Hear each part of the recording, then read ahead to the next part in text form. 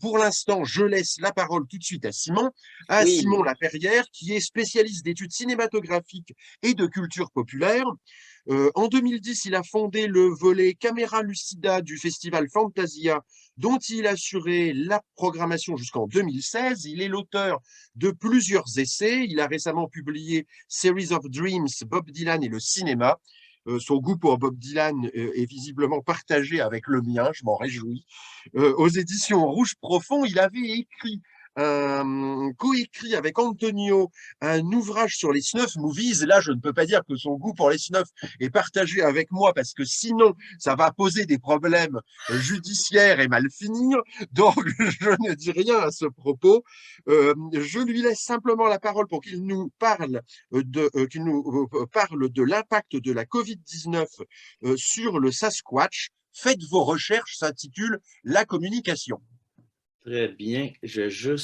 Avant de partager mon écran, juste 2 points pour Christian. Je suis vraiment ravi par votre communication. C'était super intéressant, d'autant plus que aborder Stitch comme icône queer, c'est fascinant dans la mesure où votre communication est déjà rattrapée par l'actualité par rapport à la loi qui a été passée en Floride sur le fameux Don't Say Gay, à N'en parlez laquelle pas. Disney l'appuie sans l'appuyer. Donc, je suis très curieux d'avoir votre impression là-dessus. L'autre point, je voulais vous dire, parce que je pense que ça va vous plaire, derrière moi, le cadre, c'est un Don Bluth original. Je le vois, oui, oui, oui. Enfin, Oui, je ne l'aurais pas reconnu, je vois le très oui, vaguement, oui, oui. oui, oui. Donc, quand il était de passage à Montréal, il m'avait offert ce croquis-là de Charlie dans Tous les chiens vont au paradis.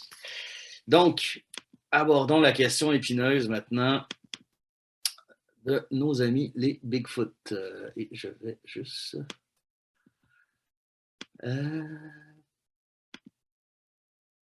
D'accord.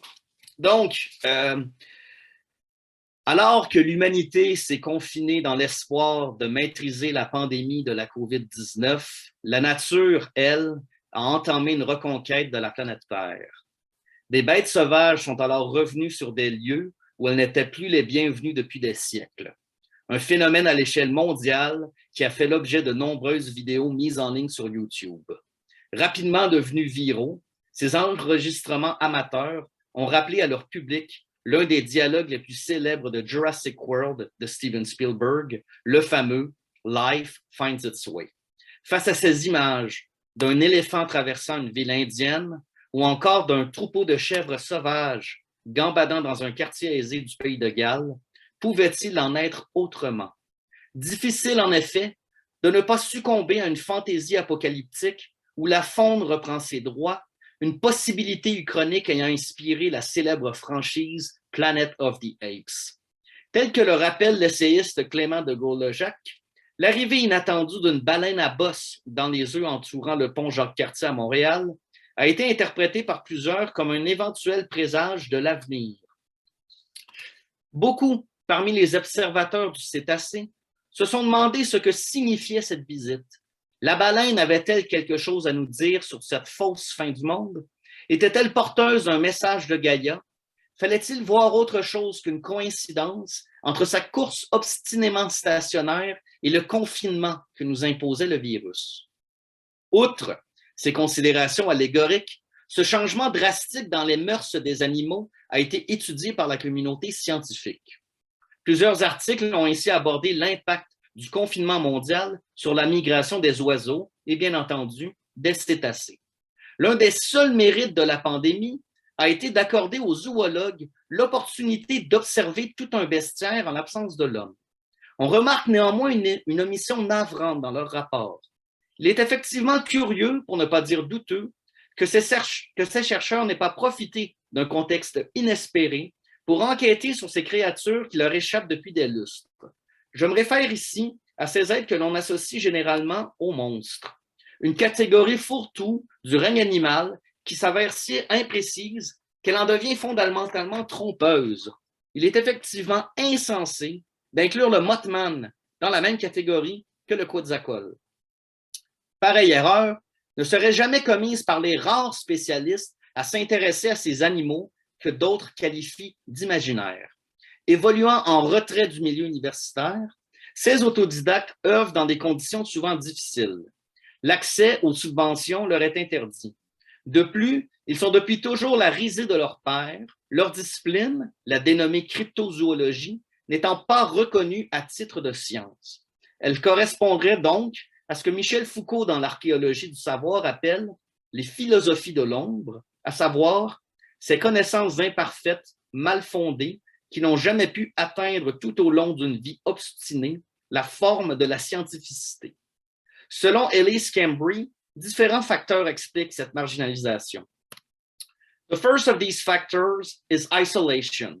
Cryptozoology exists outside of all contemporary types of science, like biology, chemistry, and physics. Although cryptozoology does function under the main principle of these disciplines, it also exists outside of them because of its own specific principle have been rejected. Cryptozoology also lies outside mainstream science because it lacks falsifiability in its never-ending search for elusive creatures. Furthermore, cryptozoology is not cumulative or self-corrective. It is stagnant with little evidence of progress, leaving it detached from mainstream science because of its inability to grow and accumulate knowledge. Mon intention n'étant pas aujourd'hui de légitimer la cryptozoologie, je propose de l'aborder en tant qu'alternative au cadre dominant du savoir et des connaissances. Pour s'y faire, je m'inspire d'un entretien qu'a accordé Alain Badiou en 2019, dans lequel il affirme que la philosophie peut être transmise en suivant deux voies parallèles. La première est d'ordre académique. Elle considère la philosophie comme une discipline qui s'enseignerait de la même manière que l'ensemble des sciences humaines. Son partage serait rendu possible grâce au rapport hiérarchique entre maître et élève, mis de l'avant dès l'Antiquité par Aristote. Badiou ne le mentionne pas explicitement, mais en faisant désormais office de tradition, cette approche pédagogique a imposé des méthodes et des règles qui modèrent la circulation des idées. Tel qu'enseigné à l'université, la philosophie tire son pouvoir autoritaire d'une rigidité scientifique. Malgré tout, cette prise de contrôle ne l'empêche pas de s'exprimer autrement, en se déployant au-delà du champ académique, en devenant, pour ainsi dire, une pensée du dehors. Et puis, nous dit Badiou, il y a une autre voie qui pense que la philosophie est une subjectification, qu'elle suppose des appuis qui excèdent de beaucoup les possibilités académiques. Que fait-on, par exemple, avec des jeunes si on s'occupe de la philosophie? Ça ne peut pas être exactement académique. Il faut créer des situations. La transmission de la philosophie, c'est toujours la création de situations où il faut que celui à qui on s'adresse ait le sentiment qu'il rencontre quelque chose. Et quoi de mieux comme situation qu'un confinement pour réfléchir à ce qui échappe à la science? Tout comme leurs compères zoologistes, les cryptozoologues ont tenté de voir si la quiétude du confinement mondial n'aurait pas eu un quelconque impact sur l'objet de leur recherche. Je me suis moi-même demandé si le calme plat autour du Loch Ness n'aurait pas encouragé son plus célèbre résident à sortir la tête de l'eau. Afin d'en savoir plus, je me suis tourné vers une base de données disponible en ligne sur The Official Loch Ness Monster Sighting Register. Tel que l'indique son nom, ce site web répertorie les témoignages d'individus ayant aperçu le saurien. Ces derniers s'appuient sur des preuves exigées par les administrateurs, bien souvent des photographies prises sur le vif. Le site donne également accès à une caméra branchée sur le Loch Ness en tout temps, permettant ainsi aux internautes de guetter les eaux du lac dans le confort de leur salon. En jetant un coup d'œil aux statistiques disponibles sur le Loch Ness Monster Sightings Register, j'ai pu constater que l'avènement de la COVID-19 ne semble pas avoir eu de répercussions sur les habitudes de Nessie. Alors qu'un nombre record d'apparitions de la bête ont été recensées en 2019, soit près d'une vingtaine, seulement 13 ont été rapportées en 2020. On en compte 6 l'année suivante, un nombre qui présage que le monstre du Loch Ness, malgré l'imposition des mesures sanitaires sur la berge, reste camouflé dans son environnement aquatique. Un animal en particulier a suscité de vives inquiétudes au sein de quelques cercles cryptozoologiques. Grand adepte de la distance sociale, tout laissait croire que le Sasquatch nord-américain allait profiter de la désertion des parcs nationaux pour se rapprocher de la civilisation. Ainsi pourrait-il jouir d'espaces habituellement envahis par la présence humaine. Or, certains spécialistes ont souligné l'hypothèse que cette liberté nouvelle n'était pas sans conséquences. Les Big Feet étant nos cousins primates, ils sont potentiellement à risque de contacter eux-mêmes la COVID. Une présomption qui a d'ailleurs été exprimée par l'ancien joueur de baseball professionnel Jose Canseco, qui, le 18 avril 2020, demande aux abonnés à son compte Twitter « Can Bigfoot or aliens get coronavirus? I need to know because I've had contact with them. » Bien que fondée, cette requête a rapidement été tournée au ridicule par la communauté web, allant même jusqu'à faire l'objet d'un article moqueur dans le New York Post. Cette question mérite néanmoins d'être prise au sérieux, en témoignent les débats qu'elle a suscités auprès des chasseurs de Bigfeet. Dans un article publié chez Vice le 13 mai 2020, le journaliste Mac Lamoureux remarque que 2 écoles de pensée se sont prononcées sur l'impact éventuel de la COVID-19 sur le Sasquatch. La première donne raison à Jose Canseco. À la lumière des nombreux cas positifs de différents mammifères au coronavirus, il devient apparent que les Bigfeet sont susceptibles d'être frappés par la pandémie. Le chasseur de la côte ouest canadienne Thomas Sewid invite donc ses collègues à faire preuve de vigilance. Lors d'une exploration en forêt, il recommande le port du masque ainsi que le respect de la distanciation sociale. Il nous dit « Don't try to get a close interaction right now, not until this pandemic runs its course. Because we know the populations are growing in North America, we don't want to jeopardize that by bringing them COVID-19. » Une crainte partagée par Todd Standing, une figure majeure dans le domaine de la cryptozoologie, puisqu'il doit se renommer à son combat pour que le gouvernement canadien reconnaisse officiellement l'existence des Bigfeet, un projet qui, pour l'instant, semble voué à l'échec. De son côté, le directeur du North American Bigfoot Center en Oregon, Cliff Barackman, est d'avis que les Sasquatch s'en tirent probablement mieux que leurs frères humains. Ils n'ont probablement pas remarqué la pandémie en cours, leur seul souci en lien avec le virus étant la difficulté à trouver de la nourriture dans les déchets laissés par les campeurs. Dans un ordre d'idées similaire, un spécialiste qui préfère garder l'anonymat suggère que les importants feux de forêt en Colombie-Britannique causent plus de dérangements aux Bigfeet que la COVID. Or, même un milieu aussi petit que celui de la COVID-19 n'échappe pas aux conflits internes. Alors que je m'apprêtais à conclure mes recherches, j'ai eu vent de la publication encore récente d'un livre qui fait classe à part, affirmant d'être encore plus polémiste que le traité d'ufologie Chariots of the God d'Eric von Daniken. Ce Bigfoot COVID Conspiracy prétend fournir les preuves irréfutables que les Bigfeet, plus précisément la sous-race du Yeren, un cousin chinois du Yeti, seraient les responsables de la transmission du coronavirus à l'homme. N'ayant pas eu la chance d'avoir cette monographie en main, je ne peux que me référer à sa 4e de couverture disponible sur Amazon. L'auteur y attribue la circulation de la COVID à la migration des oiseaux, ce qui lui permet de stipuler que « Due to American bird migration and the continuing spread of avian influenza viruses, various species of Bigfoot became injected before spreading it to humans in much the same way. It is not a coincidence that the states with the highest COVID-19 cases also have the highest Bigfoot habitats. » Une affirmation que l'on pourrait confirmer grâce au projet Mapping the Truth, une initiative de l'Université du Minnesota qui cartographie l'ensemble des témoignages en rapportant une interaction avec un Sasquatch aux États-Unis. Il n'existe pour l'instant aucun compte-rendu critique du Bigfoot COVID Conspiracy en ligne. Tout laisse donc croire que les propos de son auteur, C. Philip Locke, ne sont pas approuvés par ses pairs.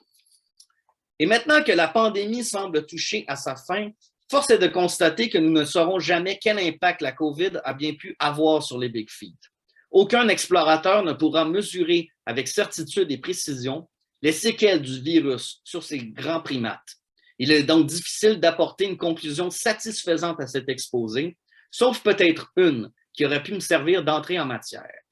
Que les Sasquatch existent, cela ne fait aucun doute. Dans sa récente critique policière de la tragédie Oedipe-Roi, Pierre Bayard évoque que les mésinterprétations de la pièce de Sophocle persistent depuis Freud à cause du refus d'admettre que l'authenticité des dieux et déesses de la Grèce antique. Il s'oppose ainsi à Paul Venn en privilégiant le postulat suivant.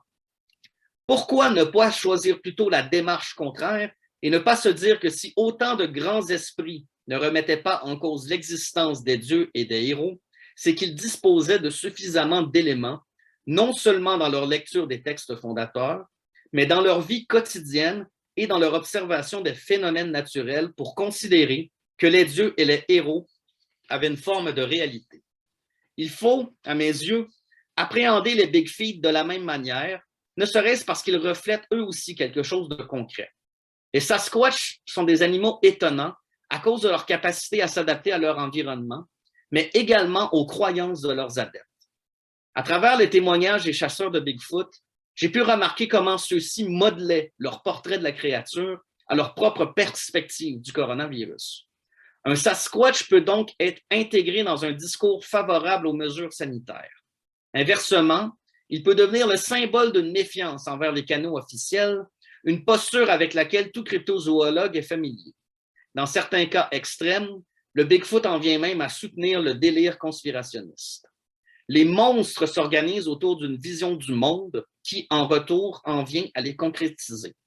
Ce concept est d'ailleurs au centre d'une série de bandes dessinées éditées par Image Comics.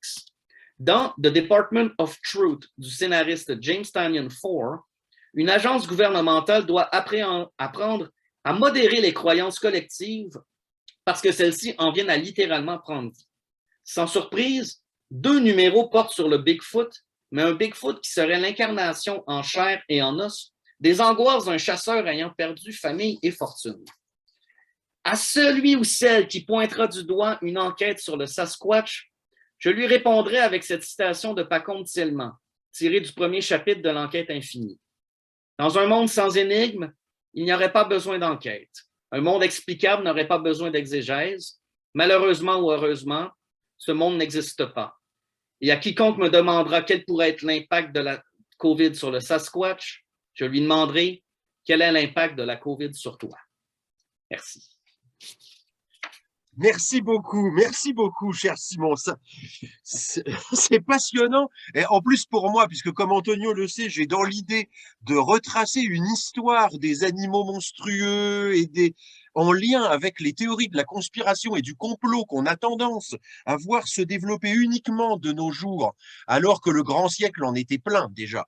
C'est l'homme au masque de fer, etc. Enfin bon, ça me passionne cette histoire. Je te remercie beaucoup de cette communication. Ce que je pense, c'est qu'on peut lancer les débats de façon mutuelle, comme ça, en s'adressant la parole naturellement.